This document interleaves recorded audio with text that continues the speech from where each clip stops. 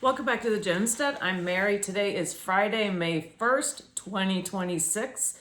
The Navy Times reported yesterday, and the headline was Utility Shutoffs, Mounting Debt, Coast Guard Endures Hardships and Ongoing Shutdown. The Coast Guard's civilian employees, who number nearly 10,000, so they're non-emergency employees, but they do a lot of the very important maintenance work, went without a full paycheck since February 16th. And the U.S. Coast Guard owes over $300 million in unpaid obligations. Thousands of utility bills are overdue, totaling $5.2 million. Duty stations and military housing worldwide are facing service shutdowns. This is our U.S. Coast Guard. CBS News reported in the past week alone, water outages hit duty stations in Port Huron, Michigan, and Station Channel Islands, California. Air Station Barbers Point, Hawaii, had natural gas lines temporarily locked, and a power outage at a recruiting station in St. Louis, Missouri, forced officers to operate by flashlight until the power was restored. So a lot of times these utility companies are shutting the power off or water off because of non-payment, and the Coast Guard's calling them, pleading to not shut their services off. And also electricity was cut off to the residents of Coast Guard Rear Admiral in New Orleans. Task and Purpose reported yesterday that Congress has approved a spending bill to restore appropriation to the Coast Guard after 76 days. The Coast Guard has an enormous backlog of claims and moving expenses, etc. And I also was reading this article, and that they were saying, these are stations where our crews are standing by to respond at a moment's notice to any mariner in distress or any threat to the nation, Lunday said. And they launched 24/7, 365 days a week, and suddenly the lights go out or they don't have any water. In many cases, utilities are only restored after Coast Guard personnel call providers and beg for leniency. In most cases, the people we're talking to, those providers are turning it back on even though they're not being paid. I don't know how long it's going to last. I find this inexcusable and unacceptable. This is not how our service members should be treated, or the department as a whole should be treated. The U.S. Coast Guard carries out three primary roles. 1, maritime safety.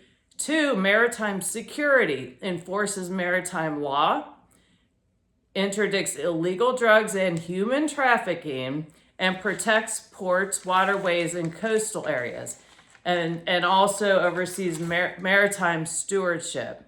And so I would say their responsibilities are vital to our national security, and I find it despicable that our elected representatives have been treating them like this. And it's really incredible.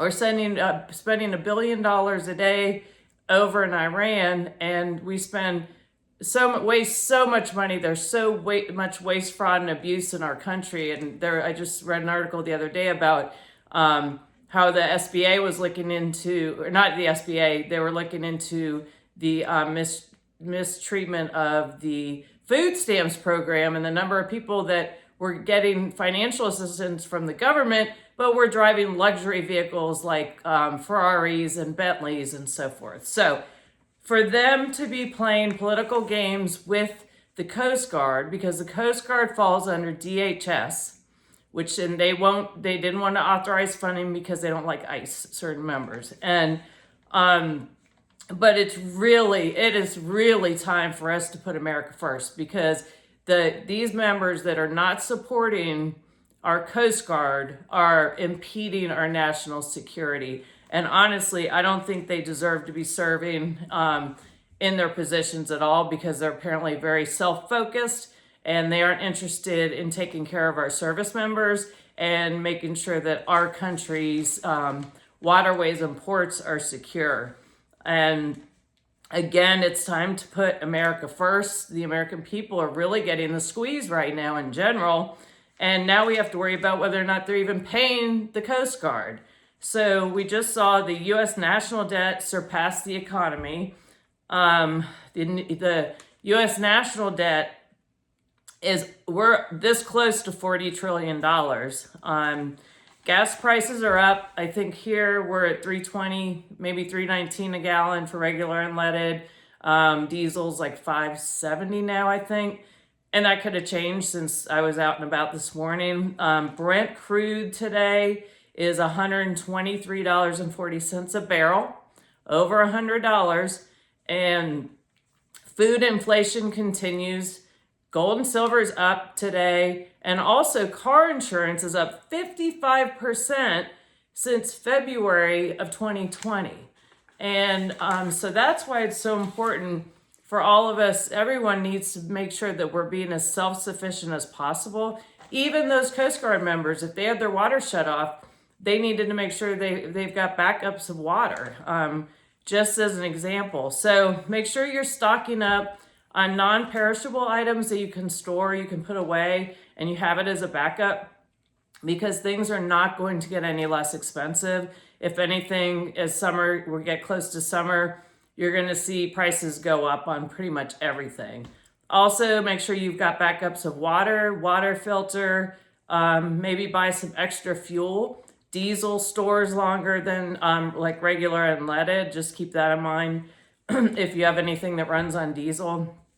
Make sure you have first aid, and if you can, grow your own food, and also maybe get some livestock, or have some chickens or rabbits, something that you can have depending where you live. And also pay attention to your security. Maybe you have good watchdogs, or you do training in martial arts, or you train with weapons.